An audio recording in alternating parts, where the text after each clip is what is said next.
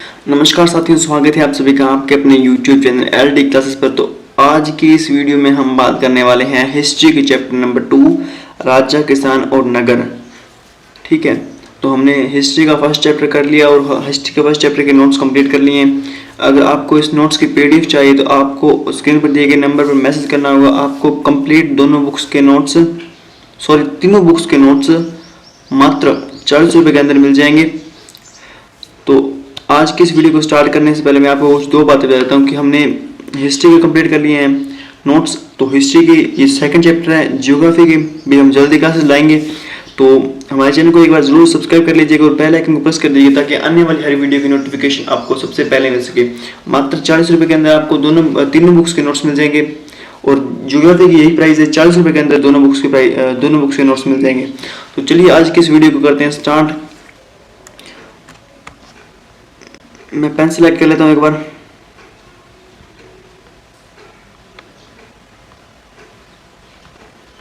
ठीक है, तो हमारे चैप्टर का नाम है चैप्टर नंबर 2 राजा, किसान और नगर। ठीक है, प्रिंसेप और प्रियदर्शी क्या है? 1830 के दशक में ईस्ट इंडिया कंपनी के अधिकारी जेम्स द्वारा ब्राह्मी और ख्रिस्टी लिपियों का अर्थ निकाला गया। ठीक है, और इसमें ब्राह्मी और ख्रिस्टी लिपियों का उपयोग इन लिपियों का उपयोग अभिलेखों तथा सिक्कों में किया गया। अधिकांश लिपियां तथा अभिलेखों में प्रियदर्शी यानी मनोहर मुखर्ती वाले राजा का नाम लिखा गया है। तो ऐसा कौन सा राजा है जो मनोहर मुखर्ती वाला था? तो ऐसा राजा है अशोक। ठीक है, अशोक के अधिकांश अभिलेख, ठीक है, अशोक के अधिकांश अभिलेख ब्राह्मी लिपि में मिले हैं। यहाँ पर थोड़ा सा गलत हो गया, ब्राह्मी लिपि में लिखे गए हैं। अशोक के अभिलेखों को पढ़ने में सफलता जेम्स प्रिंसेप ने प्राप्त की है।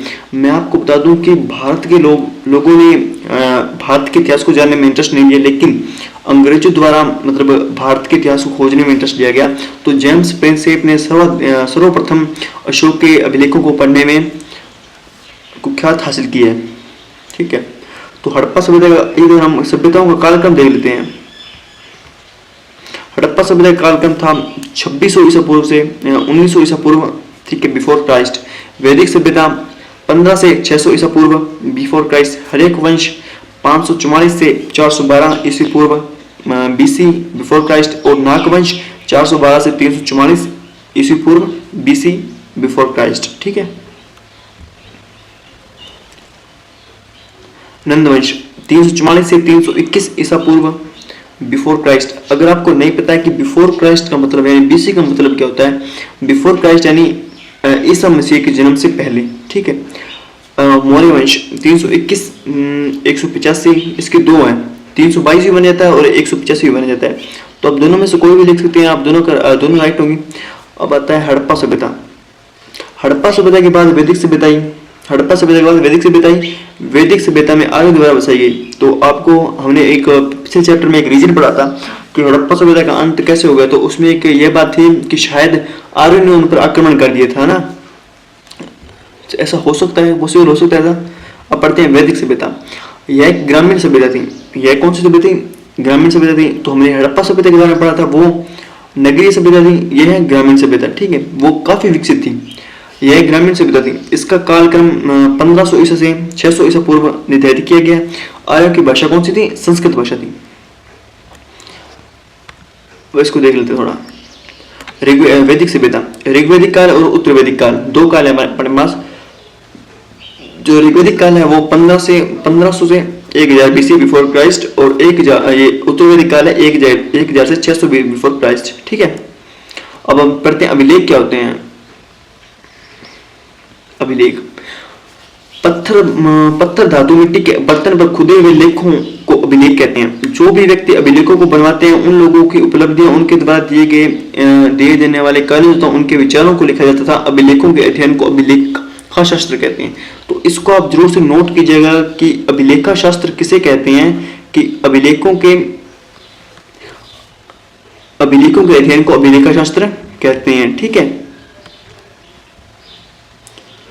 अब देखते हैं प्रारंभिक राज्य। प्रारंभिक हमारे भारत में 16 महाजनपद थे। जनपद का अर्थ क्या है? जनपद का अर्थ क्या है? जनपद एक ऐसा भूखंड जहाँ लोग या जनजाति बस जाती है, उसे जनपद कहते हैं। ठीक है, ये वैसे शॉर्ट फॉर्म है इसकी, ज़्यादा बड़ा नहीं है। महाजनपद किसे कहते हैं? 6वीं शताब्दी ईसा पूर्व में उत्तर भारत में अनेक शक्तिशाली एवं स्वतंत्र राज्यों की स्थापना हुई, उसे जनपद कहा जाता है। ठीक है, ये यहाँ पर कंप्लीट हो गया। तो मैं आपको एक महत्वपूर्ण बात बताता हूँ इस चैप्टर की। तो इस चैप्टर में एक खास बात है कि ये जो टाइम पीरियड चल रहा है, ये जो काल चल रहा है, इस काल में लोहे का उपयोग बहुत ज्यादा होने लगा था। ठीक है, अब आप देखते हैं 16 महाजनपद और उनकी राजधानियां। पहला है काशी, तो इसकी राजधानी हो जाएगी वाराणसी। कुरु, इंद्रप्रस्थ हो जाएगी इसकी राजधानी। अंग की फिर चंपा। फिर चौथे नंबर पर मगध, राजगिरी, गिरिव्रज या पाटलिपुत्र।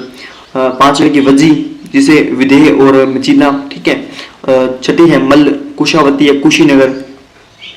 छठा है चेदी, सातवां है चेदी, शक्तिमती या सोतिवती। आठवां है वत्स, कौशिम्बी। नौवां है कौशल, अयोध्या। बुद्ध काल में 2 भाग। ठीक है, उत्तरी संगीत तथा दक्षिणी श्रवस्ती। और 10वां है पांचाल, उत्तरी पांचाल या अहिच्छत्रपुर, दक्षिणी पांचाल या कांपिल्य। अब 11वां है मत्स्य, विराटनगर। 12वां शूरसेन, मथुरा। अष्टचक्र, पोतन या पाटेली। 14वां है अवंती, उत्तर अवंती, उज्जैनी। दक्षिण अवंती, शक्तिमती। ठीक है, और 15वां है गांधार, तक्षशिला। और 16वां है कंबोज, राजपुर, हटक। तो इसे आप जरूर से याद कर लीजिएगा, बहुत इंपॉर्टेंट है ये। अब देखते हैं 16 महाजनपदों में प्रथम मगध, मतलब मगध प्रथम क्यों है? 16 महाजनपदों में शक्तिशाली साम्राज्य मगध था, तो मगध सबसे ज्यादा शक्तिशाली था। इसकी राजधानी राजगिरी, गिरिव्रज या पाटलिपुत्र था। इसका अर्थ होता है राजाओं का घर, मतलब मगध का अर्थ होता है राजाओं का घर। अब देखते हैं नंदवंश।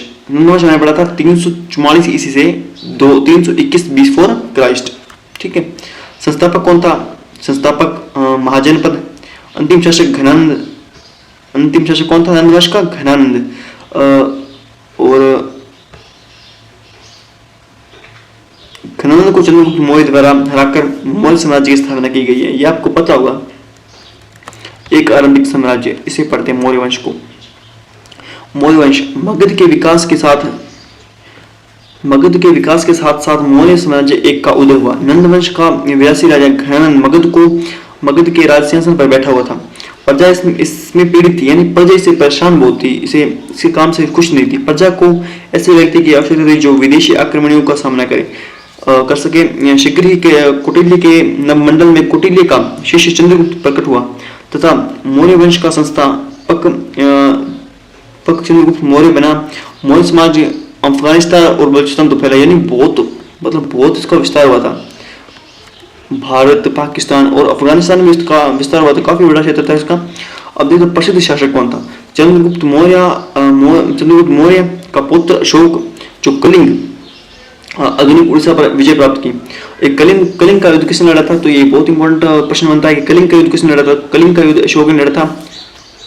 अब देखते हैं मौर्य वंश के प्रमुख शासक कौन कौन से हैं। पहला आता है चंद्रगुप्त मौर्य। इसका कार्यकाल रहा था 322 से 298 ईस्वी पूर्व बिफोर क्राइस्ट। अब देखिए 305 ईस्वी में यूनानी शासक सेल्यूकस को पराजित किया। चंद्रगुप्त के दरबार में आई यूनानी राजदूत मेगिस्थनीस द्वारा लिखा गया विवरण, ये बहुत बार एग्जाम में पूछा जाता है। ठीक है, प्रमिल ग्रंथ एहनाब्रू और मरुनानु से अब उल्लेख मिलता है कि चंद्रगुप्त मौर्य ने दक्षिण भारत में भी आक्रमण किया। वृद्धावस्था में चंद्रगुप्त मौर्य ने जैन धर्म की दीक्षा ले ली तथा 298 ईस्वी पूर्व में श्रवण बेलगोला में मसूर में उपवास करके अपना शरीर त्याग दिया। ठीक है, अब आता है बिंदुसार, ये भी काफी इंपॉर्टेंट है बिंदुसार। ठीक है, चंद्रगुप्त मौर्य का पुत्र बिंदुसार उत्तराधिकारी के रूप में चुना गया था।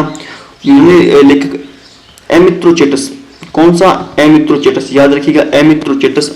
वायुपुराण, जैन ग्रंथों और सिंहासन, ठीक है, इसका नाम है ये।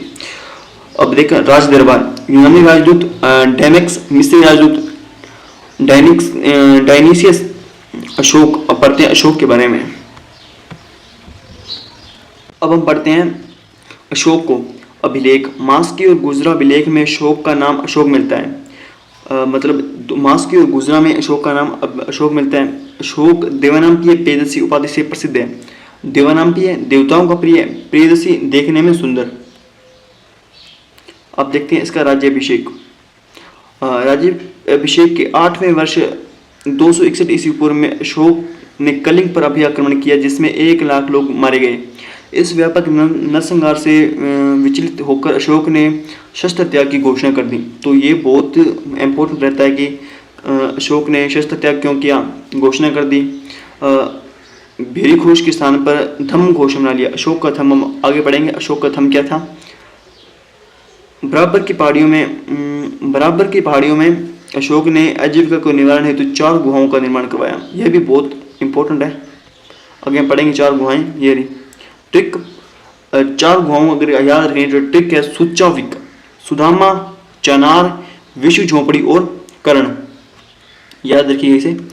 थर्ड, राज्याभिषेक के 10वें वर्ष बोध गया की यात्रा की। राज्याभिषेक के 20वें वर्ष लुम्बिनी कपिलवस्तु की धम्म की यात्रा की। ठीक है। मौर्य वंश के बारे में जानकारी प्राप्त करना। मौर्य साम्राज्य की जानकारी के स्रोत, अब देखते हैं साहित्यिक स्रोत और ये होते हैं पुरातात्विक स्रोत। ठीक है, दोनों को पढ़ते हैं। साहित्यिक स्रोत में बौद्ध और जैन साहित्य है। बौद्ध धर्म, उस टाइम में बौद्ध धर्म और जैन धर्म काफ़ी प्रचारित थे, काफ़ी मतलब इनका एंगेजमेंट रहा है। केंद्रीय की पुस्तक अर्थशास्त्र, कौटिल्य की पुस्तक अर्थशास्त्र, मेगास्थनीज की पुस्तक इंडिका, विशाखापट्टनम की मुद्रा राक्षस, पुराण तथा ब्राह्मण ग्रंथ, इससे में जानकारी मिलती है। अब पुरातात्विक स्रोत, इस स्रोत में प्राचीन भवन, स्तूप, इमारतें तथा गुफाएं आदि से जानकारी मिलती है। मर्दभांड अभिलेख, अशोक के अभिलेख, मूर्तिकला। अब देखते हैं चंद्रगुप्त मौर्य के दरबार में आए यूनानी राजदूत मेगास्थनीज द्वारा विवरण। मेगास्थनीज की पुस्तक कौन सी है? इंडिका। याद रखिएगा, बहुत बार एग्जाम में पूछा जाता है कि इंडिका नामक पुस्तक किसने लिखी है, तो इंडिका नामक पुस्तक मेगास्थनीज ने लिखी है। अब देखते हैं चाणक्य के को विष्णुगुप्त भी कहा जाता है। ये भी बहुत इंपॉर्टेंट बात है कि विष्णुगुप्त किसे कहा जाता है। चाणक्य को ही विष्णुगुप्त के रूप में माना जाता है। ठीक है। अब देखते हैं साम्राज्य का प्रशासन। साम्राज्य का प्रशासन, साम्राज्य का प्रशासन। मौर्य साम्राज्य के 5 प्रमुख राजनीतिक केंद्र थे। अशोक के समय मौर्य साम्राज्य में 5 प्रांतों में विभक्त था। ठीक है, इसे हम पढ़ते हैं। उत्तरापंथ, पंथी राष्ट्र, तीसरा कलिंग, चौथा दक्षिणापंथ, 5वां मध्य प्रदेश। इनकी राजधानी, उत्तरापंथ की राजधानी थी तक्षशिला, जो कहाँ है? पाकिस्तान में अभी। अवंती राष्ट्र, उज्जैनी मध्य प्रदेश, कलिंग धौली तोरनाली ओडिशा में है, दक्षिणापंथ सुवर्णनगरी कर्नाटका, मध्य प्रदेश पाटलिपुत्र बिहार। ठीक है। सम्राट के अधिकारी कार्य, ठीक है, इसको पढ़ लेते हैं एक बार। भूमि मापन का काम करते थे, जैसे कि मिस्र में होता था। नहरों से उपनहरों के लिए छोड़े जाने वाले पानी के मुख्य द्वार को निरीक्षण करते ताकि हर स्थान में पानी की समान पूर्ति कर सके। भूमि से जुड़े व्यवहारों का निरीक्षण में प्रमुख कार्य करते थे सम्राट के अधिकारी कार्य। ठीक है। अब देखते हैं सेना, मतलब राजा सेना तो होगी यार, ये भी इम्पोर्टेंट टॉपिक है।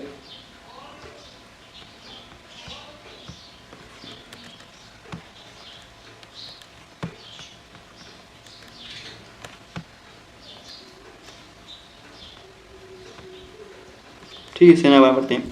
मेगास्थनीज के अनुसार सैनिक गतिविधियों के लिए एक समिति और 6 असमितियां थी। एक समिति और 6 उप समितियां थी, सॉरी असमिति नहीं, उप समितियां थी। मौर्य साम्राज्य के पास विशाल सेना थी, ये ठीक है। अब देखते हैं उप समितियों में कौन कौन सी थी। पहली नौसेना संचालन, दूसरी यातायात खान पान की देखरेख, तीसरी थी पैदल सैनिकों का संचालन, चौथी थी अश्वरोही यानी घोड़ों की सेना, 5वीं थी रथारोही यानी रथ वाली सेना, 6ठी हाथियों का संचालन।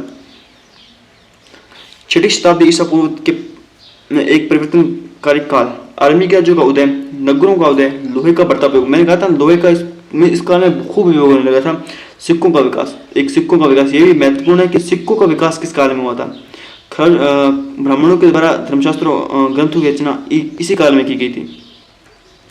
मौर्य साम्राज्य कितना महत्वपूर्ण था, अब इसे भी पढ़ लेते हैं। मौर्य साम्राज्य कितना महत्वपूर्ण था। 19वीं सदी में जब इतिहासकारों ने भारत के आरंभिक इतिहास की रचना शुरू की तो मौर्य साम्राज्य को इतिहास का एक महत्वपूर्ण काल माना गया। ये पढ़ लिया हमने। मौर्य साम्राज्य इसलिए महत्वपूर्ण था कि मौर्यकालीन मूर्तियां तथा पुरातत्व एक अद्भुत कला के प्रमाण तथा ये साम्राज्य की पहचान माने जाते थे। 20वीं सदी के राष्ट्रवादी नेताओं ने भी अशोक को प्रेरणा का स्रोत माना। साथ ही अशोक दया का पात्र भी था। ये कौन सा पेज निकल गया, 2 मिनट सॉरी, ये कौन सा पेज निकल गया, ये हमने पढ़ लिया यहाँ से। हाँ, अशोक दया का पात्र भी था। राजधर्म के नवीन सिद्धांत, ये पढ़ते हैं। राजधर्म के नवीन सिद्धांत क्या थे?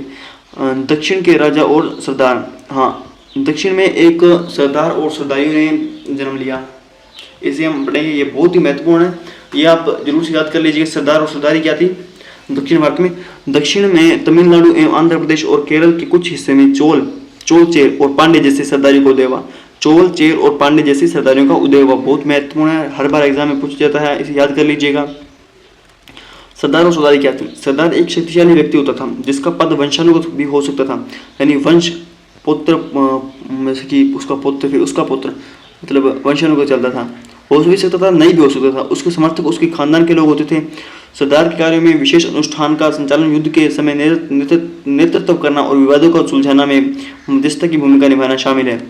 मतलब ये एक संस्था के रूप में काम करती थी। अगर ये चाहे मतलब राजा का साथ दिया करते थे, ठीक है। प्राचीन तमिल संगम ग्रंथों में ऐसी कविताएं जो सरदारों को विवरण देती हैं। अब पढ़ते हैं देविक राजा के बारे में। देविक राजा कौन था? राजाओं के लिए उच्च स्थिति प्राप्त करने का एक साधन विभिन्न देवी देवताओं के साथ जुड़ना था, ठीक है। उत्तर प्रदेश में मथुरा के पास माट के एक देवस्थान पर कुषाण शासकों की विशालकाय मूर्तियां लगाई गई थी। मतलब कुषाण शासक थे जो अपने आप को देवों के समान मानते थे, अपने आप को देवों का दूत मानते थे, ठीक है, ताकि वो लोगों पर अपनी पकड़ बना सके। कुषाण स्वयं को देव तुल्य प्रस्तुत करना चाहते थे। कई कुषाण शासकों ने अपने नाम के आगे देवपुत्र की उपाधि लगाई। वे उन चीनी शासकों से प्रेरित थे जो स्वयं को स्वर्गपुत्र मानते थे, ठीक है। ये उनकी एक चाल थी। मतलब कोई स्वर्गपुत्र नहीं होता यार, हमें भी पता है। लेकिन लोग क्या थे उस टाइम के लोग? भगवान में बहुत विश्वास करते थे।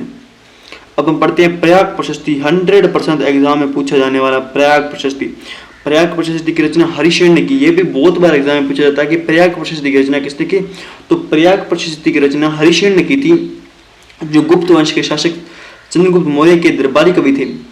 प्रयाग प्रशस्ति को इलाहाबाद स्तंभ अभिलेख के नाम से जाना जाता है तथा इसकी संस्कृत में की गई है। तो ये तो बहुत ज्यादा 100% ये तो एग्जाम में पूछा जाता है, इसे जरूर से याद कर लीजिएगा।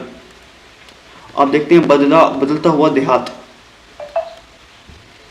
जनता में राजा की छवि, ये हमें कैसे पता लगेगा? क्योंकि राजाओं द्वारा क्या किया जाता था? अपने आप को अपने खुद के अभिलेख लिखवाए जाते थे कि हमें उसमें प्रजा का विवरण नहीं मिलता है। तो हम आगे पढ़ेंगे कि हमें प्रजा का विवरण कहाँ से मिलता है, कि प्रजा कैसी थी वहाँ की। जनता में राजा की छवि, उपज बनाने के तरीके, ग्रामीण समाज में विभिन्नताएं, भूमिधर और नए संप्रवाद, ग्रामीण। अब देखते हैं जनता में राजा की छवि कैसी थी। जनता राजा के बारे में क्या सोचती थी, इसके प्रमाण नहीं मिलते। ऐसे में इतिहासकारों ने जातक तथा पंचतंत्र जैसे ग्रंथों में दी गई कहानियों की समीक्षा करके पता लगाने का प्रयास किया है। जातक कथाएं पहले सहस्त्राब्दी ईस्वी के मध्य पाली भाषा में लिखी गई थी। तो हम पढ़ने एक कहानी है ग्रंथ बिंदु जातक नामक कहानी, ठीक है, इसे हम पढ़ते हैं। बहुत इंटरेस्टिंग कहानी होगी। इसमें बताया गया है कि एक कुटिल राजा से उसकी प्रजा किस प्रकार से दुखी रहती है। बूढ़े, महिला, पुरुष, किसान, पशुपालक, ग्रामीण, बालक है तक कि जानवर भी इसमें शामिल है। तो हम सुनते हैं कहानी। जब राजा अपनी पहचान बदलकर प्रजा के बीच पता लगाने गया कि लोग उसके बारे में कैसा सोचते हैं, तब सबने उसकी बुराई करनी शुरू कर दी। लोगों ने शिकायत की, रात में डकैत होती है, लोग उन पर हमला करते हैं तथा दिन में राजा के अधिकारी कर वसूलने आ जाते हैं, लगान वसूलने आ जाते हैं। लोगों ने गांव छोड़कर जंगल में बसना शुरू कर दिया। उपज बढ़ाने के तरीके, अब देखते हैं उपज बढ़ाने के क्या तरीके थे। उपज बढ़ाने के तरीके में हल का प्रचलन था। पहले हड़प्पा में लोहा नहीं था, इसके कारण वहाँ लकड़ी के हलों का प्रयोग किया जाता था। ठीक है, लोगों ने लोहे के फाल वाले हल का प्रयोग करना शुरू कर दिया। मैंने कहा था लोहे का बहुत ज़्यादा प्रचलन हुआ था। कुएं, तालाब और नहरों के द्वारा सिंचाई शुरू करना, पर्वतीय क्षेत्रों में खेती के लिए कुदार का उपयोग करना, गंगा घाटी में धान की सिंचाई के कारण भूमि की उपज बढ़ गई। ठीक है, ये टॉपिक। अब देखते हैं ग्रामीण समाज में विभिन्नताएं, मतलब ग्रामीण समाज में विभिन्नताएं थी क्या, इसे पढ़ते हैं। ग्रामीण समाज में विभिन्नताएं। कृषि की नई तकनीक अपनाने के बाद उपज जरूर बढ़ी, लेकिन इसका लाभ सभी को नहीं हुआ। खेती से जुड़े लोगों से भेद बढ़ता जा रहा था। बौद्ध कथाओं में भूमिहीन किसान तथा श्रमिक जमींदार को उल्लेख मिलता है, जिसमें पता चलता है कि लोगों में विभिन्नताएं थी। पाली भाषा में गृहपति शब्द का प्रयोग छोटे किसान और जमींदार के लिए किया गया है। तो यह बहुत बार एग्जाम में, ये भी बहुत बार एग्जाम में पूछ लिया जाता है कि गृहपति किसे कहते हैं, इसे भी जरूर से आप याद कर लीजिएगा। अब देखते हैं, बड़े बड़े जमींदार के गांव के प्रधान शक्तिशाली थे, जो किसानों पर अपना नियंत्रण रखते थे। गांव के प्रधान का पद वंशानुगत होता था। अब देखते हैं गृहपति के बारे में पढ़ते हैं। ये भी बहुत इंपॉर्टेंट है, कई बार एग्जाम में पूछ लिया था कि गृहपति किसे कहते हैं। गृहपति घर का मुखिया होता था और घर में रहने वाले महिलाओं, बच्चों, नौकरों और दासों पर नियंत्रण रखता था। घर से जुड़े भूमि, जानवर या अन्य सभी वस्तुओं का वह मालिक होता था। कभी कभी इस शब्द का प्रयोग नगरों में रहने वाले सम्राट व्यक्तियों और व्यापारियों के लिए भी होता था। गृहपति किसान, जमींदार, सम्राट व्यक्ति और व्यापारी, इनमें से कोई भी हो सकता था गृहपति। अब देखते हैं भूमिदार और नए सम्राट। ग्रामीण भूमिदान, ईस्वी की आरंभिक शताब्दियों से ही भूमिदान के प्रमाण मिले हैं। इनमें से कुछ अभिलेख पत्थरों पर लिखे हुए हैं, अधिकांश अभिलेख संस्कृत में हैं। नगर एवं व्यापार। नई नगर, 6ठी शताब्दी ईस्वी पूर्व में नए नगर का विकास हुआ। अधिकतर नगर महाजनपदों की राजधानी होते थे। यह नगर संचार के मार्गों के नजदीक बसते थे। पाटलिपुत्र नदी मार्ग के किनारे, उज्जैनी भूतल मार्ग पर बसे, पुहार समुद्र तट, मथुरा व्यवसायिक केंद्र, सांस्कृतिक। अब देखते हैं नगरीय आबादी के बारे में पढ़ते हैं। एक था सम्राट वर्ग और एक था शिल्पकारी वर्ग।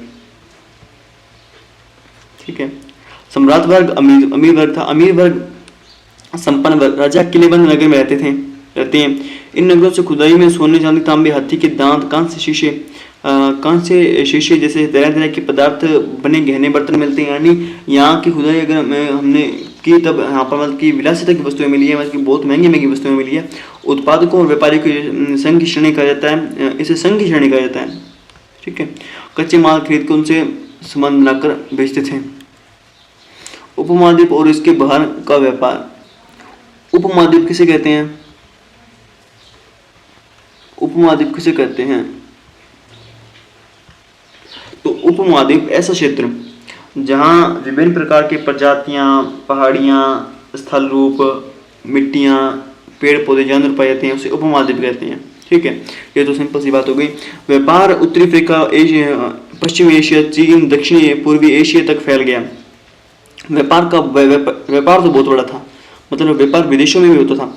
व्यापारी लोग पैदल फेरी लगाकर, बैलगाड़ी, घोड़े, खच्चर के माध्यम से सामान का इधर उधर बेचते थे, यानी निर्यात निर्यात करते थे। समुद्री मार्ग से कभी यात्रा करते थे। ठीक है, करते थे। नमक, अनाज, कपड़ा, धातु, पत्थर, लकड़ी, जड़ी बूटी आदि का व्यापार होता था। रोमन साम्राज्य में काली मिर्च, जड़ी बूटी की मांग थी। ठीक है, हमने ये पढ़ लिया है, कंप्लीट कर दिया यहाँ तक। सिक्के और राजा।